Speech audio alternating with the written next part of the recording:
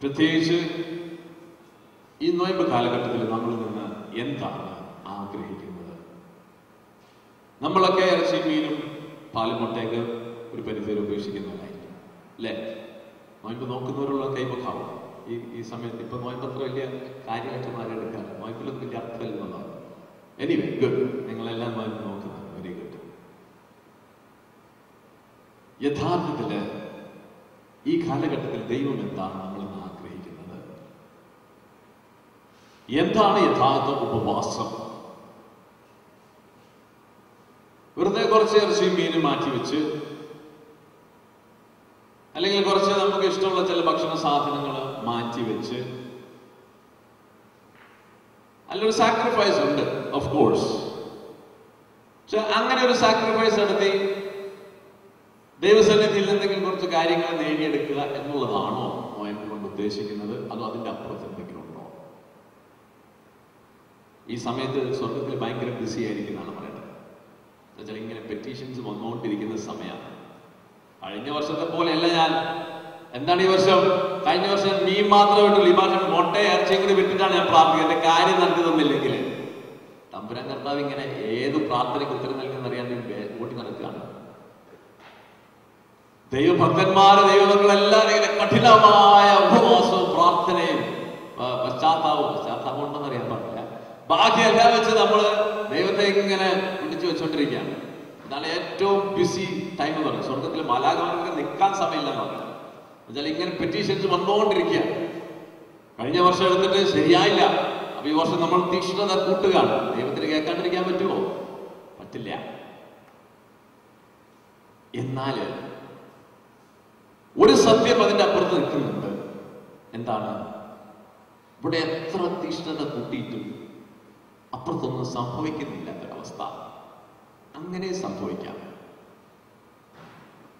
നമ്മൾ വളരെ കഠിനമായി പ്രാർത്ഥിച്ചിട്ടും വലിയ ത്യാഗങ്ങൾ അനുഷ്ഠിച്ചിട്ടും ചിലതൊക്കെ വേണ്ടാന്ന് വെച്ച് പ്രാർത്ഥിച്ചിട്ടും കഴിഞ്ഞ 10 വർഷത്തെ നോയമ്പ് പോലെ തന്നെ ഇത് കടന്നു പോകും ഇല്ലേ? നോയമ്പിന് പ്രാർത്ഥിച്ചിട്ട് നിങ്ങളുടെ ജീവിതത്തില് വലിയ മാറ്റങ്ങൾ സംഭവിച്ചിട്ടുള്ള ആരെങ്കിലും കൈവക്കാമോ? ചിലപ്പോ 10-12 പ്രാർത്ഥന പ്രാർത്ഥിക്കും ഒരെണ്ണൊക്കെ കിട്ടും. കുറെ ഇറച്ചിമീനെ കോഴ്സ് ദൈവം എന്തെങ്കിലും അങ്ങനെ കിടക്കട്ടെ, കപ്പിച്ചിക്ക് എന്തെങ്കിലും സാധനം ഈ പിള്ളേർ കുറെ വെച്ചെടുക്കുന്ന വെച്ചാൽ എന്തെങ്കിലും കിട്ടുന്നത്. എന്താണ് ദൈവം ഈ നോയമ്പ് കൊണ്ട് ആഗ്രഹിക്കുന്നത്? എന്താണ് യഥാർത്ഥ ഉപവാസം? കുറച്ച് ഭക്ഷണ സാധനങ്ങൾ ഭക്ഷിക്കാണ്ടിരിക്കുക എന്നുള്ളതാണ് ദൈവം ആഗ്രഹിക്കുന്നത്. അതല്ല യേശു ആഗ്രഹിക്കുന്നത്. There is a huge difference between the Old Testament and the New Testament. മത്തായിയുടെ സുവിശേഷം നമ്മൾ വായിക്കുന്നുണ്ട്, യോഹന്നാൻ വരെ നിയമവും പ്രവാചകന്മാരും, അതിനുശേഷം ദൈവരാജ്യം സമാഗതമായി. Praise the Lord. Hallelujah. എവിടെ വരെയാണ് നിയമവും പ്രവാചകന്മാരും? യോഹന്നാൻ വരെ. അതിനുശേഷം ദൈവരാജ്യം ആഗതമായി. ദൈവരാജ്യത്തിന് മുൻപുണ്ടായിരുന്ന ഒരു നിയമം അല്ലെങ്കിൽ ഒരു ജീവിത ശൈലി, ദൈവരാജ്യത്തിന് ശേഷമുള്ള ആഗമനത്തിന് ശേഷമുള്ള ഒരു ജീവിത ശൈലി, രണ്ടും വളരെ വളരെ വ്യത്യസ്തങ്ങളാണ്. One is the Old Testament, the other one is the New Testament. One is an old covenant, another one is a new covenant. Two entirely different സാധനങ്ങളാണ്. You know what is the difference between the old covenant and the new covenant?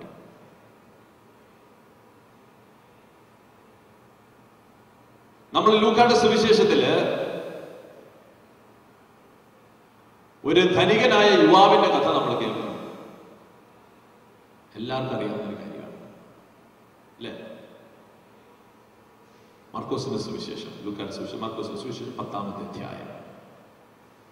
നമുക്ക് എല്ലാവർക്കും അറിയാവുന്ന ഒരു സംഭവം ഉണ്ട് അവിടെ. 10-ാമത്തെ അധ്യായം 17-ാമത്തെ വചനം. യേശു വഴിയിലേക്ക് ഇറങ്ങിയപ്പോൾ ഒരുവൻ ഓടി വന്ന് അവന്റെ മുമ്പിൽ മുട്ടുകുത്തി ചോദിച്ചു, നല്ലവനായ ഗുരു, നിത്യജീവൻ അവകാശമാക്കാൻ ഞാൻ എന്തു ചെയ്യണം? യേശു അവനോട് ചോദിച്ചു, എന്തുകൊണ്ടാണ് നീ എന്നെ നല്ലവൻ എന്ന് വിളിക്കുന്നത്? ദൈവം ഒരുവനല്ലാതെ നല്ലവനായി ആരുമില്ല. Price the Lord. ഹല്ലേലൂയ.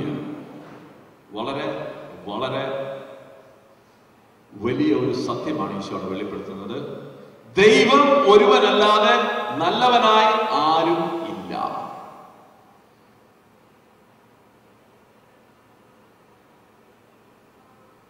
അടുത്ത വചനം, പ്രമാണങ്ങൾ നിനക്കറിയാമല്ലോ, കൊല്ലരുത്, വ്യഭിചാരം ചെയ്യരുത്, മോഷ്ടിക്കരുത്, കള്ളസാക്ഷ്യം നൽകരുത്, വഞ്ചിക്കരുത്, പിതാവിനെ മാതാവിനെ ബഹുമാനിക്കുക. ഇവൻ പറഞ്ഞു, ഗുരു, ചെറുപ്പം മുതൽ ഞാൻ ഇവയെല്ലാം പാലിക്കുന്നുണ്ട്. യേശു സ്നേഹപൂർവം അവനെ കടാക്ഷിച്ചുകൊണ്ട് പറഞ്ഞു, നിനക്ക് ഒരു കുറവുണ്ട്. പോയി നിനക്കുള്ളതെല്ലാം വിറ്റ് ദരിദ്രർക്ക് കൊടുക്കുക, അപ്പോൾ സ്വർഗത്തിൽ നിനക്ക് നിക്ഷേപം ഉണ്ടാകും. പിന്നെ വന്ന് എന്നെ അനുഗമിക്കുക. ഈ വചനം കേട്ട് അവൻ വിഷാദിച്ച് സങ്കടത്തോടെ തിരിച്ചുപോയി.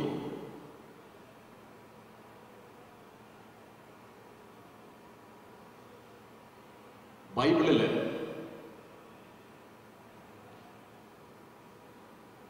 ഒത്തിരി അത്ഭുതങ്ങൾ നടക്കുന്നത് നമ്മൾ കാണുന്നുണ്ട്. നിങ്ങളുടെ ജീവിതത്തിൽ അത്ഭുതങ്ങൾ നടക്കാറുണ്ടോ? അത്ഭുതങ്ങൾ ഉണ്ടോ? അത്ഭുതം എന്ന് പറയുന്നത് എന്താണ്? മനുഷ്യ സഹജമായി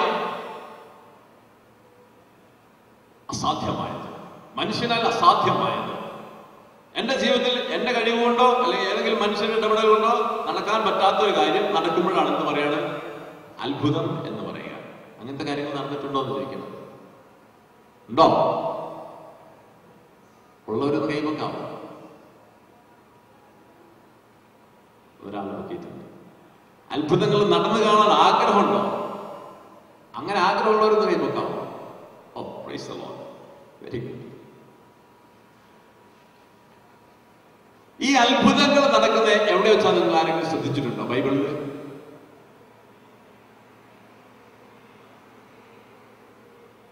എന്തുകൊണ്ട് എന്റെ ജീവിതത്തിൽ അത്ഭുതങ്ങൾ നടക്കുന്നില്ല? ഈ ബൈബിളിൽ പുതിയ നിയമമുടനീളം നമ്മൾ വചനം വായിക്കുമ്പോൾ കാണുന്നുണ്ട്. നിങ്ങൾ ശ്രദ്ധിക്കണം, വചനം വായിക്കുമ്പോൾ അതിന്റെ പശ്ചാത്തലം ശ്രദ്ധിക്കണം. ഈ ഇവിടെ തുടങ്ങുന്നത് എങ്ങനെയാണ്? യേശു വഴിയരികിലേക്ക് ഇറങ്ങിയപ്പോൾ ഒരുവൻ ഓടി വന്ന് അവന്റെ മുമ്പിൽ മുട്ടുകുത്തി ചോദിച്ചു. യേശു ജെറീക്കോ പട്ടണത്തിന്റെ വഴിയരികിലൂടെ പോയപ്പോൾ ബർത്തമീസ് എന്ന് പറയുന്ന ഒരു അന്ധൻ അവിടെ ഇരിപ്പുണ്ടായിരുന്നു. പത്രോസും ശീലാസും ദേവാലയത്തിന്റെ മുമ്പിലൂടെ വഴിയരികിലൂടെ നടന്നു പോയപ്പോൾ അവിടെ ഒരു തളർവാദം പിടിവിട്ട ഇരിപ്പുണ്ടായിരുന്നു. യേശു വഴിയരികിലൂടെ പോയപ്പോ സക്കേവൂസ് എന്ന് പറയുന്ന വഴിയരികിലുള്ള മരത്തിന്റെ സൈഡിൽ കയറിയിരുന്നിരുന്നു. യേശു വഴിയരികിലൂടെ പോയപ്പോൾ രണ്ട് കുഷ്ഠരോഗികൾ അവനെ സമീപിച്ചു. ഇതിലൂടെ പോയപ്പോഴാണ് വഴിയരികിലൂടെ. എന്താ ഈ വഴി? ഈ വഴിയരികിലാണ് ഈ അത്ഭുതങ്ങൾ മുഴുവൻ നടക്കുന്നത്. ആരെങ്കിലും വീട്ടിൽ പോയിട്ട് അത്ഭുതം നടത്തിയിട്ടുണ്ടോ? ഏതെങ്കിലും സത്രത്തിൽ പോയി അത്ഭുതം നടത്തിയിട്ടുണ്ടോ യേശു? ഇല്ല. All the miracles has been happened on the wayside. What is the speciality of this wayside, roadside? Because all the miracles have happened in the side of the road. വഴിയരികിലാണ്. എന്താ വഴി എന്നറിയാമോ? എന്താണ് വഴി? 119 സങ്കീർത്തനം ഈശോ പറഞ്ഞിട്ടുണ്ട്, ഞാൻ വഴിയും, ഞാൻ എന്താണ്? ഞാൻ വഴിയും സത്യവും ജീവനുമാണ്. എന്താണ് വഴി?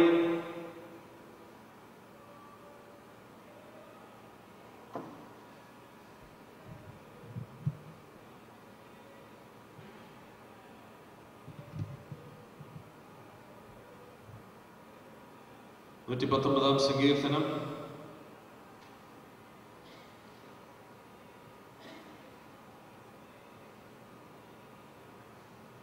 32 32 വചനങ്ങൾ നമ്മൾ വായിക്കുന്നു. കർത്താവേ, അങ്ങയുടെ കൽപ്പനകളോട് ഞാൻ ചേർന്ന് നിൽക്കുന്നു. ലജ്ജിതനാകാൻ എനിക്ക് ഇടവരുത്തരുതേ. ഒരുക്കമുള്ള ഹൃദയം അങ്ങ് എനിക്ക് തരുമ്പോൾ ഞാൻ അങ്ങയുടെ പ്രമാണങ്ങളുടെ പാതയിൽ ഉത്സാഹത്തോടെ ചരിക്കും. കർത്താവേ, അങ്ങയുടെ ചട്ടങ്ങളുടെ വഴി എന്നെ പഠിപ്പിക്കണമേ. അവസാനം വരെ ഞാനത് പാലിക്കും. ഞാൻ അങ്ങയുടെ പ്രമാണം പാലിക്കാനും പൂർണ്ണ ഹൃദയത്തോട് അനുസരിക്കാനും വേണ്ടി എനിക്ക് അറിവ് നൽകണമേ. അവിടുത്തെ കൽപ്പനകളുടെ വഴിയിലൂടെ എന്നെ നയിക്കണമേ. ഏതാ വഴി? അവിടുത്തെ ചട്ടങ്ങള്, അവിടുത്തെ കൽപ്പനകള്. വേറൊരർത്ഥത്തിൽ പറഞ്ഞാൽ ഇറ്റ് ഈസ് ഹിസ് വേർഡ്സ്. ഞാൻ വഴിയും സത്യവും ജീവനും എന്ന് പറയുമ്പോൾ ഒരു കാര്യം നമ്മൾ മനസ്സിലാക്കേണ്ടതാണ്. ഈ ലോക ജീവിതത്തിൽ നമുക്ക് ജീവന്റെ സമൃദ്ധി, സന്തോഷം കിട്ടാനായിട്ട് സ്വർഗരാജ്യത്തിലേക്ക് കടന്നു പോകാൻ ഒരു വഴിയുണ്ട്. എന്താണ് ആ വഴി? യേശുവാണ് വഴി എന്ന് പറയുന്നത്. ഞാനാണ് ദൈവരാജ്യത്തിലേക്കുള്ള വഴി, ഞാനാണ് പിതാവിന്റെ പക്കലേക്കുള്ള വഴി, ഞാനാണ് സ്വർഗരാജ്യത്തിലേക്കുള്ള വഴി. എന്നിലൂടെ അല്ലാതെ ആർക്കും അതിലേക്ക് പ്രവേശിക്കുക സാധ്യമല്ല. Price the Lord. ഈ വഴി എന്ന് പറയുന്നത് എന്താണ്? ഈ ലോക ജീവിതത്തിൽ നിങ്ങളിൽ ദൈവരാജ്യ അനുഭവം അല്ലെങ്കിൽ ദൈവത്തിന്റെ അനുഗ്രഹങ്ങളും കൃപകളും നിങ്ങൾക്ക് ലഭിക്കണമെന്നുണ്ടെങ്കിൽ നിങ്ങൾ യേശു ആകുന്ന വഴിയിലൂടെ നടക്കണം. യേശു എന്ന് പറയുന്നത് എന്താണ്? യേശുവിന് രണ്ട് ആസ്പെക്ട്സ് ഉണ്ട്. One is the person of Jesus, the other one is principles of Jesus. യേശു എന്ന വ്യക്തിയും യേശുവിന്റെ പ്രബോധനങ്ങൾ. ഒന്ന് മാംസം, ഒന്ന് വചനം. ഒന്ന് യേശു എന്ന പേഴ്സൺ, രണ്ട് വചനമാകുന്ന ദൈവം. ഈ പേഴ്സണാണ് നിങ്ങൾക്ക് നിത്യജീവൻ നൽകുന്നത്.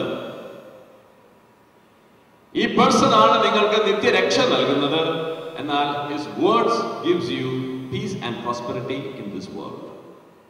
The person will give you life everlasting after death, but his words will give you prosperity and peace on this earth. Person is a king. Principles is the kingdom. Person will give you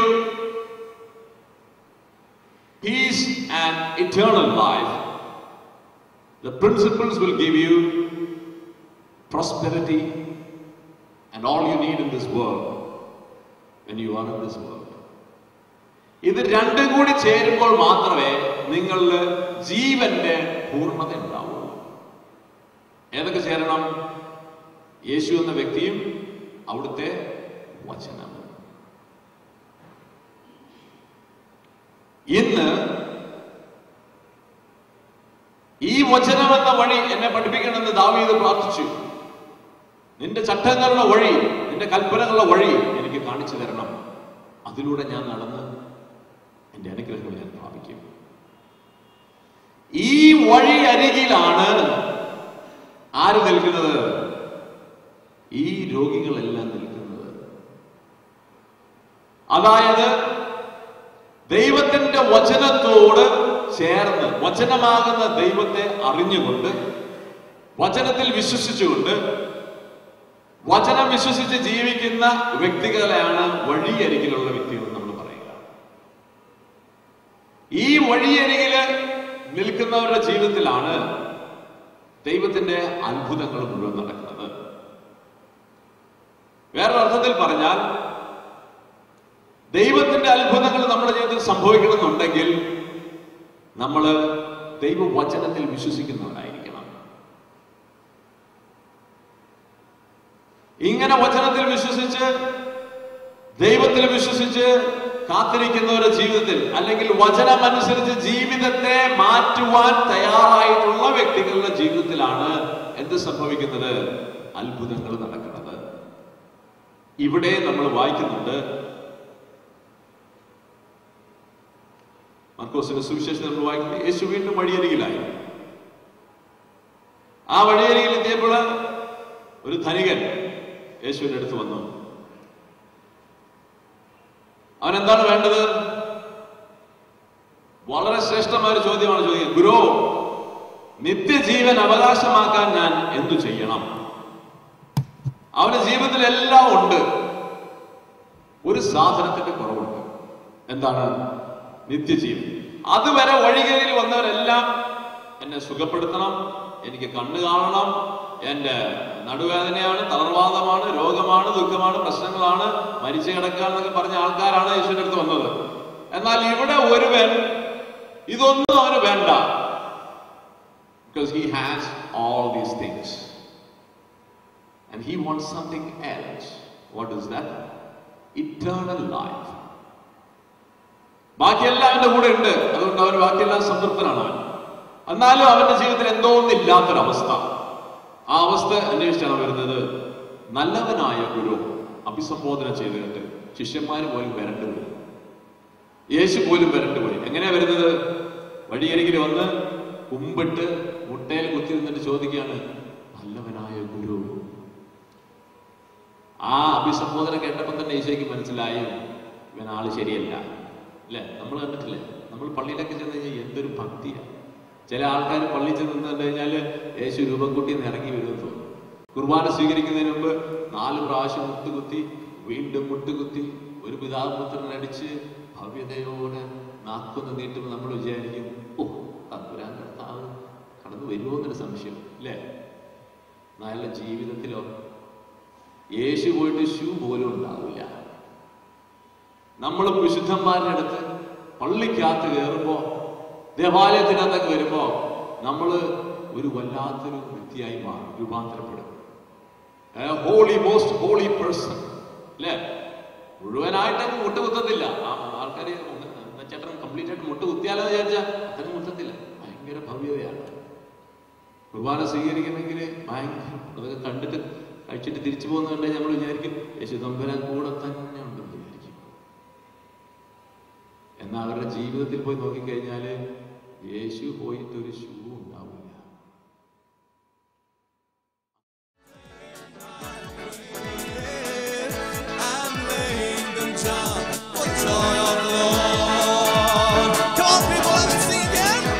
Yes, Lord, yes, Lord, yes, yes, Lord. Oh, yes, Lord, yes, Lord, yes, yes, Lord. Come on.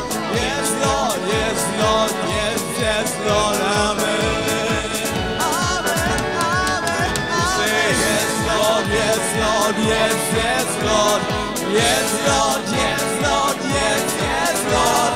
Yes, Lord, yes, Lord, yes, yes, Lord.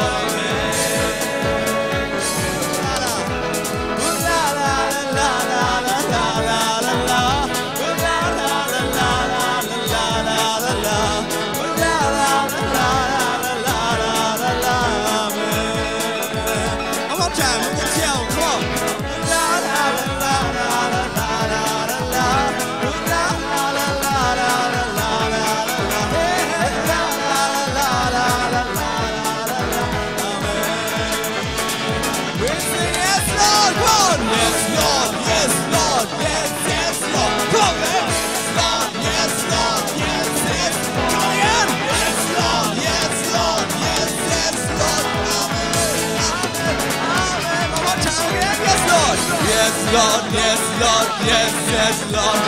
Yes, Lord, yes, Lord, yes, yes, Lord. Yes, Lord, yes, Lord, yes, yes, Lord. Amen. Yes, Lord, yes, Lord, yes, yes, Lord.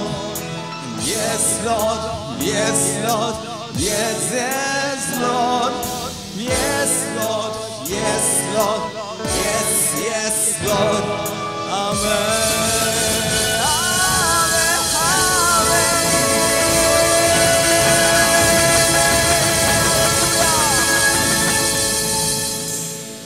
Praise the Lord.